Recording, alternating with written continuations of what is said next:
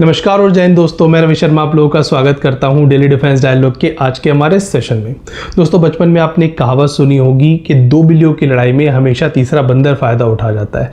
तो कुछ ऐसा ही मूवमेंट आज भारत के सामने भी है। भारत को यहाँ पर वो बंदर बनने का मौका मिल रहा है। दरअसल हम बात कर रहे हैं यूरोप में चल रहे दो ऐसे multinational 6th generation fighter jet programs के बारे में, जो कि काफ़ी सारी प्रॉब्लम से गुजरने के बाद, जिसमें से एक तो ऑलमोस्टली फेल होने की कगार पर है और दूसरा यहाँ पर फाइनेंशियल प्रॉब्लम्स की वजह से और भी बहुत सारी प्रॉब्लम्स की वजह से पटरी से उतरता हुआ नजर आ रहा है। तो दोनों ही प्रोग्राम्स में भारत का जो रोल है वो बहुत इंपॉर्टेंटली यहाँ पर देखा जा रहा है। दोनों ही प्रोग्राम्स में भारत को एक खुला ऑफर है कि भारत दोनों प्रोग्राम्स में से किसी को भी ज्वाइन कर सकता है।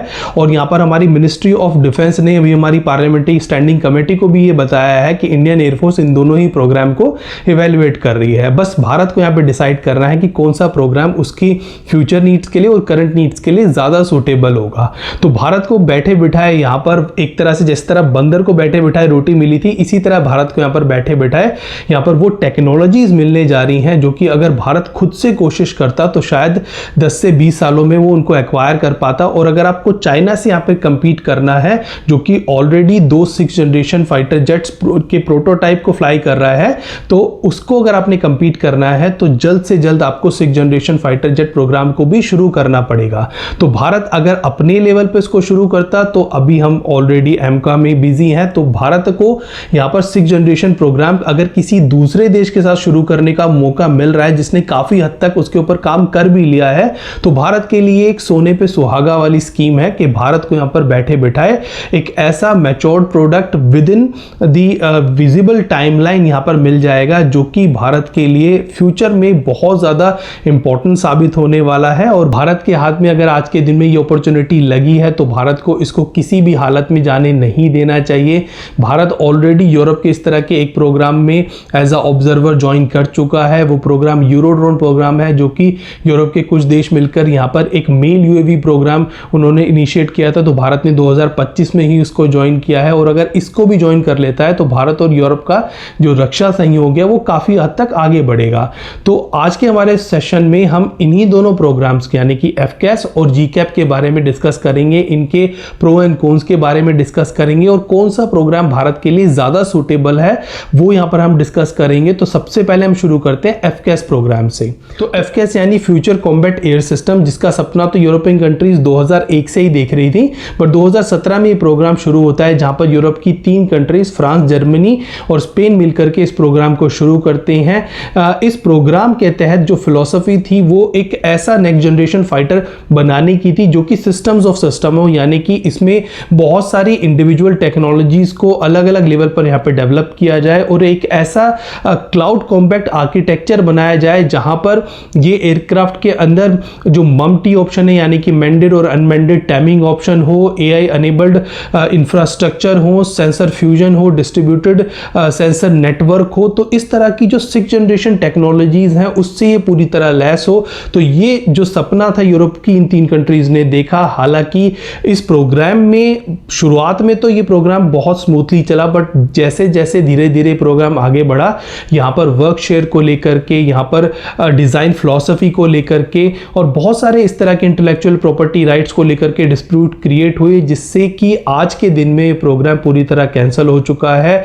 रिसेंटली यहाँ पर जर्मनी और फ्रांस ने अनाउंस किया है कि वो इस प्रोग्राम को बंद कर रहे हैं। स्पेशली जर्मनी ने इस प्रोग्राम से अपने आप को आउट कर लिया है और जर्मनी का यहां से बाहर निकलना इस प्रोग्राम के डेड एंड की तरह है, यानी कि प्रोग्राम अब बहुत हद तक कैंसिल हो चुका है। तो यहां पर इस प्रोग्राम में 3 मेजर कंपनीज मेनली इन्वॉल्व थी, जहां पर डेजॉल्ट एविएशन फ्रांस की तरफ से, जर्मनी की तरफ से एयरबस और स्पेन की तरफ से इंदिरा सिस्टम्स जो है वो यहां पर इन्वॉल्व थी। तो इन 3 कंपनीज में बहुत हद तक जो वर्क शेयर था वो बांटा गया था। जैसे कि फ्रांस की डेजॉल्ट एविएशन को यहां पर एयरक्राफ्ट यानी कि पूरा जो फाइटर जेट है उसको यहां पर डिजाइन एंड डेवलप करने का जो है काम दिया गया था। इसके अलावा जर्मनी की एयरबस को यहां पर स्टेल्थ टेक्नोलॉजी डेवलप करने की, क्लाउड कैपेबिलिटीज डेवलप करने की, लॉयल विंगमैन और उससे जुड़ा हुआ आर्किटेक्चर डेवलप करने की, ये सारी रिस्पॉन्सिबिलिटी दी गई थी। वहीं पर जो इंदिरा सिस्टम जो कि स्पेन की कंपनी है उसको यहां पर सेंसर टेक्नोलॉजी डेवलप करने की रिस्पॉन्सिबिलिटी दी थी।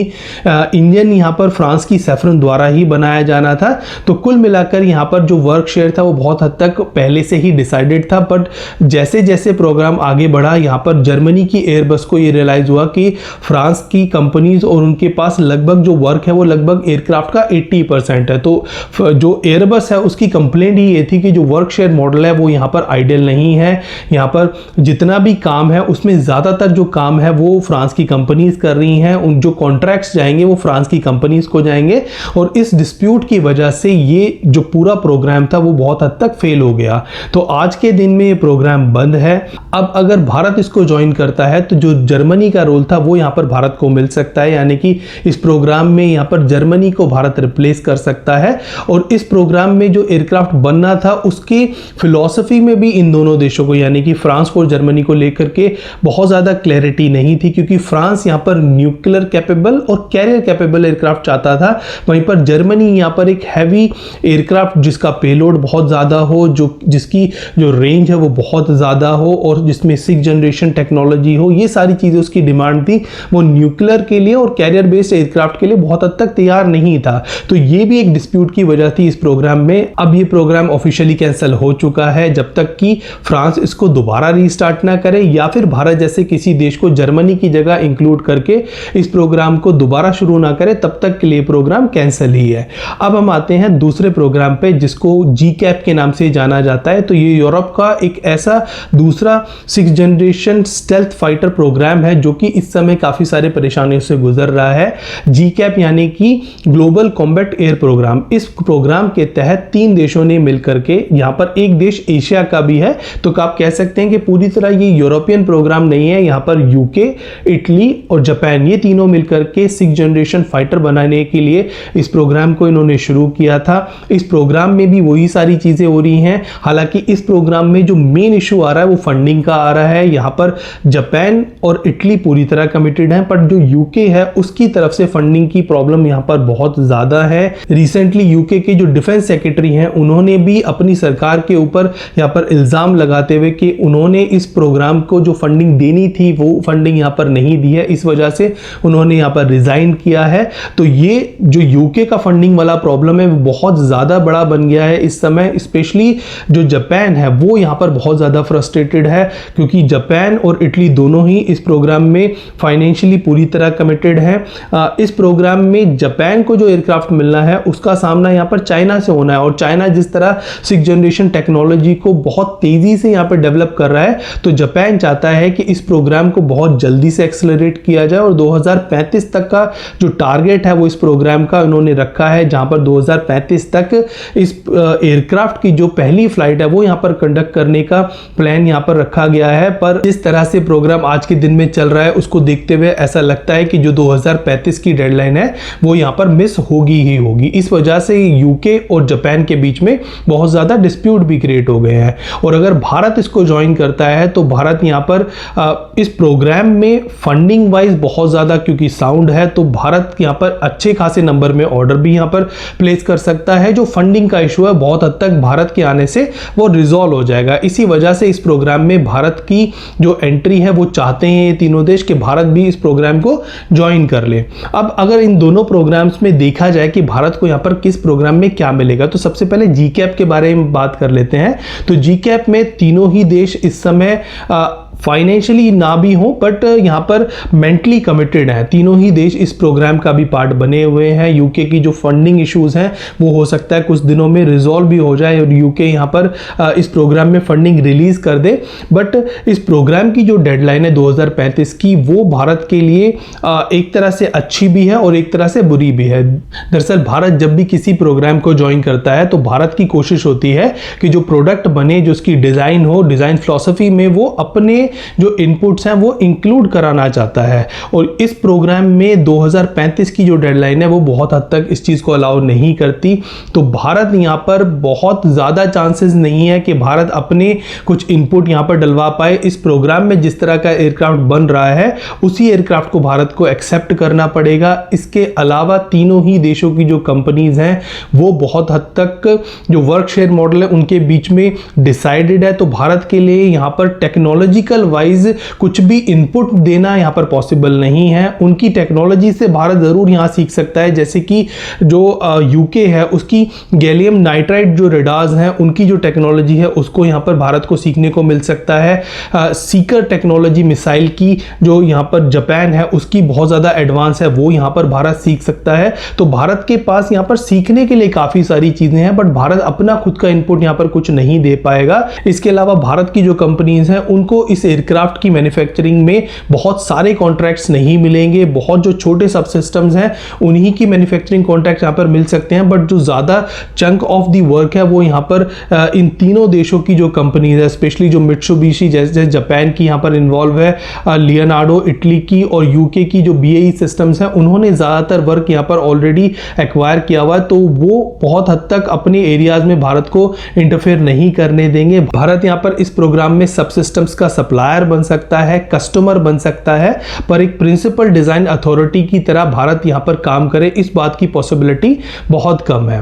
तो इस प्रोग्राम से भारत को टेक्नोलॉजिकल वाइज काफ़ी सारी चीज़ें सीखने को मिलेंगी। एक एयरक्राफ्ट मिलेगा जो कि 2035 की जिसकी डेडलाइन है वो यहाँ पर उसको मिल जाएगा, पर भारत की जो इंडिजीनियस टेक्नोलॉजी है या फिर भारत की जो इंडिजीनियस इंडस्ट्रीज हैं उनको यहाँ पर बहुत ज़्यादा फायदा नहीं मिलने वाला। भारत अगर इसके अंदर कोई चेंजेस कराना चाहता है, जैसे कि भारत ने भी फ्रांस के सामने कंडीशन रखी है कि जब तक उसके बनाए हुए वेपन इसमें इंटीग्रेट नहीं होंगे तब तक जो रफाल की डील है उसको हम बिल्कुल भी साइन नहीं करेंगे। तो अगर इसी तरह की कोई कंडीशन यहाँ पर रखी जाती है तो हो सकता है इस प्रोग्राम में ये शर्तें भारत की ना मानी जाए। तो ये सारी लिमिटेशंस है इस प्रोग्राम में।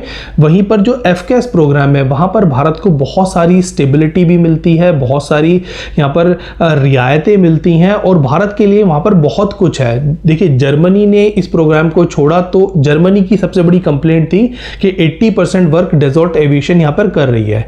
तो भारत के लिए इस प्रोग्राम में हो सकता है करने के लिए भी बहुत कुछ ना हो, पर सीखने के लिए यहाँ पर भारत को बहुत कुछ मिलने वाला है। और भारत जो कि ऑलरेडी बहुत सारे रफाल्स को अपने यहाँ पर बनाने के लिए तैयारी कर रहा है। यहाँ पर हमने जो 114 रफाल की जो डील यहाँ पर साइन हो रही है उसके साथ रफाल के इंजन की जो कि M88 इंजन है उसकी MRO फैसिलिटी यहाँ पर बन गई है।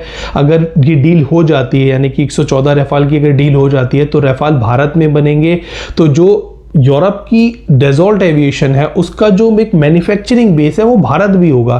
तो भारत के पास ऑलरेडी एक फाउंडेशन यहाँ पर तैयार हो जाएगी जिसके ऊपर हम अगर चाहें तो FCAS प्रोग्राम को भारत में यहाँ पर शुरू कर सकते हैं। तो भारत के पास यहाँ पर ऑलरेडी एक इंफ्रास्ट्रक्चर होगा जो कि हम यहाँ पर यूटिलाइज कर सकते हैं future 6th generation technology aircraft के लिए। तो ये भारत के लिए बहुत एक पॉजिटिव चीज़ है। इसके अलावा भारत की जो फिलॉसफी एयरक्राफ्ट की वो इस प्रोग्राम से मैच करती है। देखिए, भारत को यहाँ पर कैरियर बेस्ड एक एयरक्राफ्ट चाहिए। जिस तरह फ्रांस के पास यहाँ पर 2 एयरक्राफ्ट कैरियर्स हैं, एक और एयरक्राफ्ट कैरियर उनका बन रहा है, तो कुल मिलाकर के उनके पास भविष्य में 3 एयरक्राफ्ट कैरियर होंगे। इसी तरह भारत के पास भी यहाँ पर अभी 2 एयरक्राफ्ट कैरियर है, एक हमारा और बन रहा है। इसके अलावा भी हम आने वाले दिनों में 4 या 5 हो सकता है एयरक्राफ्ट कैरियर बनाए। तो भारत को फ्यूचर में एयरक्राफ्ट कैरियर्स की बहुत ज्यादा जरूरत है और उनके ऊपर डिप्लॉय होने वाले जो कैरियर बेस्ड एयरक्राफ्ट्स हैं वो यहां पर भारत को चाहिए। भारत ने रिसेंटली रफाल M का सौदा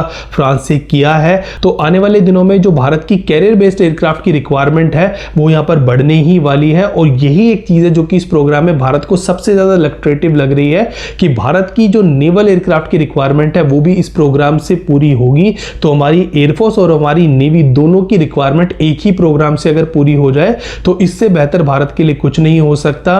भारत चीन के साथ मुकाबला करना चाहता है तो भारत को जल्द से जल्द अगर 6th जनरेशन एयरक्राफ्ट और वो भी नेवल एयरक्राफ्ट अगर मिल जाता है तो इंडियन ओशन में भारत को अपनी ताकत बढ़ाने में ये चीज बहुत ज्यादा हेल्प करने वाली है। तो यही एक चीज है जो कि भारत को इस प्रोग्राम की तरफ जो है अट्रैक्ट कर रही है। इसके अलावा भारत और फ्रांस का जो रिश्ता है वो आज से नहीं बल्कि दशकों पुराना है। भारत फ्रांस के बहुत सारे एयरक्राफ्ट को यूज करता है। तो फ्रांस एक ऐसा रिलायबल पार्टनर है जो कि अमेरिका या फिर यूके जैसे देशों से बिल्कुल अलग है। फ्रांस के जो सिस्टम्स है वो आपको पाकिस्तानी आर्मी के अंदर, नेवी के अंदर बहुत कम दिखाई देंगे। वहीं पर यूके, इटली, इन सभी के सिस्टम जो है पाकिस्तान को भी ये लोग सप्लाई करते हैं। तो फ्रांस एक ऐसा देश है जो कि भारत के अलावा पाकिस्तान को उतने अमाउंट में अपने वेपन सेल नहीं करता। हालांकि फ्रांस ने यहाँ पर पाकिस्तान को मिराज एयरक्राफ्ट दिए थे, पर उसके बाद कोई भी बड़ा वेपन पाकिस्तान को फ्रांस की तरफ से नहीं दिया गया। तो भारत के लिए अगर किसी देश के ऊपर भरोसा करना सबसे ज़्यादा इजी है, सबसे ज़्यादा रिलायबल अगर कोई पार्टनर है तो वो यहाँ पर फ्रांस है। फ्रांस को भी भारत की ज़रूरत है, क्योंकि भारत अगर इस प्रोग्राम में जुड़ेगा तो भारत जिस तरह के वॉल्यूम यहाँ पर ऑर्डर्स में क्रिएट कर सकता है, उस वजह से फ्रांस की जो अपनी खुद की इंडस्ट्री है उसको यहाँ पर बल मिलेगा। इसके अलावा जो एयरक्राफ्ट का पर यूनिट कॉस्ट है वो काफ़ी ज़्यादा कम होगा। रिसर्च एंड डेवलपमेंट पे जो खर्चा हो रहा है वो यूरोप की कोई भी कंट्री अलोन यहाँ पर सफिशिएंटली उसको बेयर नहीं कर सकती, भारत भी नहीं कर सकता। तो एक साथ मिलके अगर यहाँ पर 2 या 3 देश इस एयरक्राफ्ट को बनाते हैं तो, और उसमें भारत भी इन्वॉल्व होता है, तो इससे बढ़िया कोई चीज़ नहीं हो सकती। और भारत में जिस तरह की कॉस्ट कटिंग करके हम चीज़ें बनाते हैं उससे इस प्रोग्राम की कॉस्ट ड्रास्टिकली डाउन होने वाली है। तो जो पर यूनिट एयरक्राफ्ट का जो कॉस्ट है वो इस प्रोग्राम में भारत के इन्वॉल्व होने से ही काफ़ी ज़्यादा नीचे आ सकता है। तो ये सारी चीज़ें हैं जो कि एफकेएस प्रोग्राम को भारत दे सकता है, और इसके बदले भारत को यहाँ पर कटिंग एज टेक्नोलॉजी जैसे कि अडेप्टिव साइकिल इंजन सिस्टम्स यहाँ पर मिल सकता है। एआई अनेबल कॉम्बैट सिस्टम यहाँ पर जो टेक्नोलॉजी है वो भारत को मिल सकती है। यहाँ पर न्यू स्टेल्थ जो टेक्नोलॉजी है मटेरियल साइंस की वो यहाँ पर भारत को मिल सकती है। नए sensor fusion, distributed sensor network, ये सारी चीज़ें ऐसी हैं जो कि भारत इन प्रोग्राम से यहाँ पर एक्वायर कर सकता है। तो भारत को 6th जनरेशन टेक्नोलॉजी में वो सारी चीज़ें जहाँ पर भारत अभी लैग कर रहा है वो सारी चीज़ें मिल सकती हैं।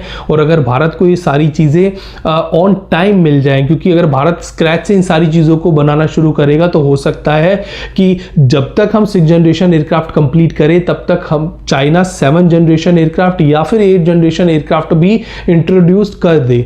तो भारत इस चीज़ को यहाँ पर किसी भी तरह से लाइट नहीं ले सकता, और तो भारत को यहाँ पर जल्द से जल्द इन दोनों प्रोग्राम्स में से किसी एक प्रोग्राम को ज्वाइन करना चाहिए। मेरी जो फीलिंग है वो एफकेएस के लिए थोड़ी सी ज़्यादा पॉजिटिव है। मुझे लगता है कि एफकेएस प्रोग्राम भारत के लिए ज़्यादा यहाँ पर सूटेबल है एज कम्पेयर टू जीकैप प्रोग्राम के। पर एफकेएस प्रोग्राम में जिस तरह की इस समय पॉलिटिकल सिचुएशन है और पॉलिटिकल टर्बुलेंस की वजह से प्रोग्राम अटका हो सकता है भारत के साथ भी ये प्रॉब्लम हो, क्योंकि भारत ने इसी तरह का एक सिस्टम रशिया के साथ भी बनाने की कोशिश की थी। वहाँ पर भी रशिया जैसे रिलायबल फ्रेंड के साथ हमने एक बैड एक्सपीरियंस यहाँ पर किया था। तो हो सकता है ऐसा ही चीज़ यहाँ पर भी हो जाए। तो भारत को यहाँ पर जो भी फैसला लेना है वो बहुत सोच समझ के लेना होगा। जो भी पार्टनर या फिर जो भी प्रोग्राम यहाँ पर ज्वाइन करना है वो अपनी फ्यूचर नीड्स को ध्यान में रखते हुए करना होगा। और अगले कुछ सालों में जिस तरह से चाइना यहाँ पर राइज कर रहा है और हमारा जो ईस्टर्न और वेस्टर्न बॉर्डर है उस पर